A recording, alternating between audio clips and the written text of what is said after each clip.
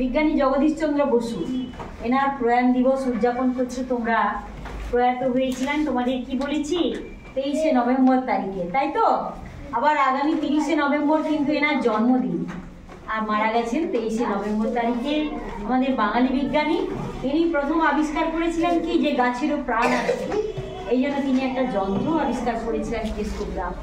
আর যে জিনিসগুলো নিয়ে পরীক্ষা করেছিলেন, যে গাছগুলো নিয়ে, সেগুলো খুব তাড়াতাড়ি বাড়ে। তোমরা সেরকম দেখেছো তো? একটা ছোলা বীজ জলে ফেললে তারপর একটাকে চুড়ে রেখে দাও, কদিনের মধ্যে অঙ্কুরোদ্গম হয়ে যাচ্ছে, তারপর দেখবে ঘরেতে পরপর আরও বাড়ছে। পরীক্ষাটা তোমরাও করতে পারবে। আর জগদীশচন্দ্র বসু যে গাছগুলো নিয়ে পরীক্ষা করেছিলেন, বিশেষ ধরনের গাছ কিন্তু আবার ওনার জন্য আনিয়ে দিয়েছিলেন রবীন্দ্রনাথ ঠাকুর। দুজনে কিন্তু খুব বন্ধু ছিলেন। আমাদের নোবেল পুরস্কার প্রাপ্ত পাওয়া বিশ্বকবি, কবিগুরু আমাদের গুরুদেব রবীন্দ্রনাথ ঠাকুর, যার গান জনগণ মন দিয়ে তোমরা তো রোজ বিদ্যালয় শুরু করো, তাই না?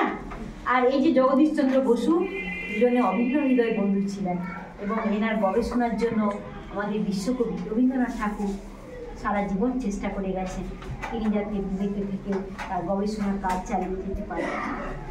তোমরা আজ পালন করলে এনার প্রয়াণ দিবস। তুমি একটু ছবিটি ধর্মা। হ্যাঁ, ঠিক আছে। হ্যাঁ।